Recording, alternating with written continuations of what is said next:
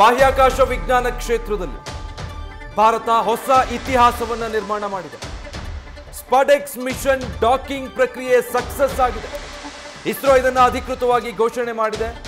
ತನ್ನ 4ನೇ ಪ್ರಯತ್ನದಲ್ಲಿ ಈ ಪ್ರಯತ್ನ ಸಕ್ಸಸ್ ಆಗಿದೆ ಅಂತ ಇಸ್ರೋ ಅಧಿಕೃತವಾಗಿ ಘೋಷಣೆ ಮಾಡಿದೆ. ಆ ಮೂಲಕ ಡಾಕಿಂಗ್ ಮಾಡಿದ ಜಗತ್ತಿನ 4ನೇ ದೇಶ ಅನ್ನೋ ಹೆಗ್ಗಳಿಕೆಗೆ ಭಾರತ ಪಾತ್ರವಾಗ್ತಾ ಇದೆ. ಚೀನಾ, ಅಮೆರಿಕ, ರಷ್ಯಾ ಬಳಿಕ ಭಾರತ ಮಾತ್ರ ಇಂಥದ್ದೊಂದು ಸಾಧನೆಯನ್ನ ಮಾಡಿರೋದು.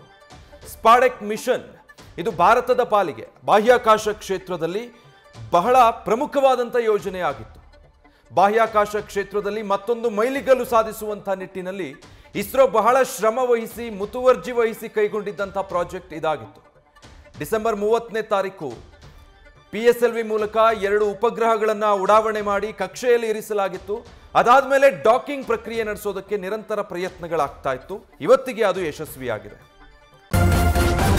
ನ್ಯೂಸ್ ಫಸ್ಟ್ ನಿರ್ಭೀತಿಯಿಂದ ನಿಮ್ಮ ಪರವಾಗಿ.